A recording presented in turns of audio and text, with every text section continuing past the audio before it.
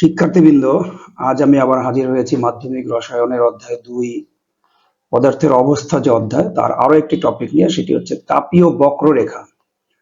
কোনো পদার্থে তাপ দিলে তার যে তাপীয় যে রেখাটা কিভাবে পরিবর্তন হয় গ্রাফের মাধ্যমে সেটা দেখাতে বলে। তো চলো আমরা সেই বিষয়টা নিয়ে দেখি। আমাদের সামনে দেখো একটা প্রশ্ন আছে, সেটা হচ্ছে কুমিল্লা বোর্ড ২০২৫ সালে এসেছে।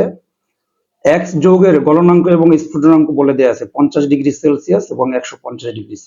তার মানে বস্তুটির গলনাঙ্ক হচ্ছে 50 আর স্ফুটনাঙ্ক মানে সে বাষ্প হয় 150°C তাপমাত্রায়। এক্স যৌগটির তাপ প্রদানের লেখচিত্র বিশ্লেষণ করতে বলেছে। এক্ষেত্রে গ্রাফটি শুরু করতে হবে 30°C থেকে, কারণ প্রাথমিক তাপমাত্রা বলে দেওয়া আছে 30°C।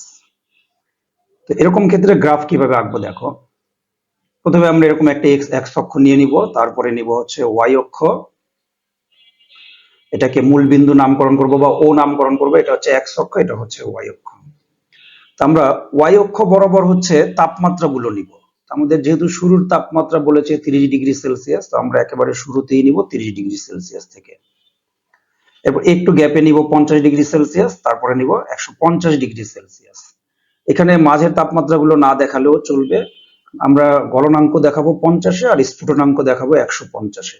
তো দেখো আমি 30 থেকে 50-এর যে গ্যাপ আর 50 থেকে 150-এর গ্যাপটা একটু বেশি নিয়েছি, কারণ এখানে তো গ্যাপ বেশি।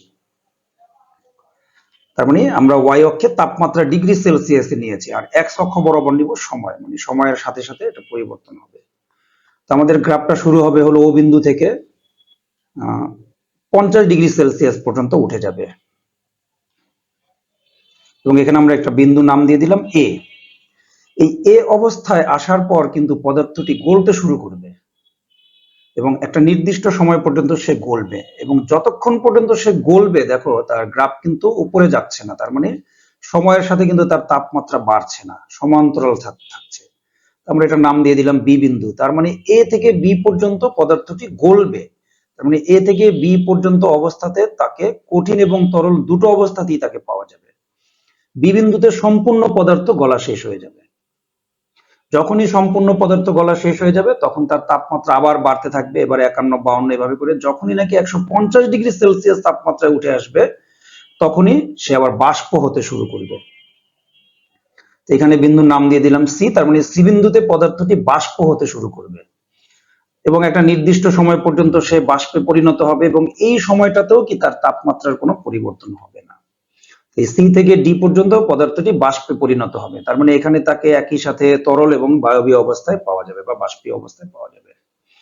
এরপরে ডি বিন্দুতে যখন নাকি সম্পূর্ণ তরল বাষ্পে পরিণত হয়ে যাবে তারপরে তার তাপমাত্রা আবার বাড়তে থাকবে, এবং এক্ষেত্রে তাপমাত্রা বেড়ে অবস্থার আর পরিবর্তন হবে না, আমরা যত তাপ দিব তার তাপ তত বাড়তে থাকবে।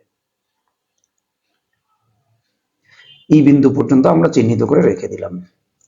এক্ষেত্রে এ বি হচ্ছে গলনাঙ্ক রেখা, তার মানে এই সময়টাতে পদার্থটি গলে, এবং সিডি হচ্ছে স্ফুটনাঙ্ক রেখা। ও থেকে এ পর্যন্ত বস্তুটি কিন্তু কঠিন ছিল, বি থেকে সি পর্যন্ত বস্তুটি তরল ছিল, এবং ডি থেকে ই পর্যন্ত সে বাষ্প থাকবে, এবং যত গরমই করা হোক সে বাষ্পই থাকবে। তো এই হচ্ছে আমাদের মোটামুটি মানে তাপ প্রদানের যে লেখচিত্র আঁকার পদ্ধতি। পরীক্ষার হলে তুমি যদি এটুকু এঁকে দিয়ে আসতে পারো তোমাকে যথেষ্ট পরিমাণে নম্বর দিয়ে দিবে। এখন ওর কিন্তু বিশ্লেষণ করতে বলেছে, তার মানে আমরা কোন অবস্থায় কি হচ্ছে, কি ঘটনা ঘটছে সেগুলো বিশ্লেষণ করতে হবে। চলো, এক্ষেত্রে ও এ অংশে বস্তুটির কঠিন অবস্থা প্রকাশ করে। এক্ষেত্রে আমরা 30°C থেকে তাপমাত্রা 30°C থেকে বৃদ্ধি পেয়ে 50°তে উন্নীত হয়, বস্তুর অবস্থার কিন্তু কোনো পরিবর্তন হয় না, সে কঠিনই থাকে। এ বি যে অংশটা, এ বিন্দুতে বস্তুটি গলতে শুরু করে এবং কঠিন ও তরল উভয় অবস্থা প্রকাশ করে। বি বিন্দুতে সম্পূর্ণ যৌগ গলে যায়, এক্ষেত্রে তাপমাত্রার কোনো পরিবর্তন হয় না, তার মানে এ থেকে বি পর্যন্ত যে সময়টুকু এখানে তাপমাত্রা সবসময় 50° থাকবে। বিসি অংশ বস্তুটির তরল অবস্থা প্রকাশ করে, এক্ষেত্রে তাপমাত্রা 50°C থেকে 150° পর্যন্ত উন্নীত হয়, বস্তুর অবস্থার পরিবর্তন হয় না, তরলই থাকবে। সিডি অংশ, সি বিন্দুতে বস্তুটি বাষ্প হতে শুরু করে এবং তরল ও বাষ্প উভয় অবস্থা প্রকাশ করে, তার মানে এখানে সি বিন্দুতে তরল, ডি বিন্দুতে বাষ্প, মাঝামাঝি তরল বাষ্প।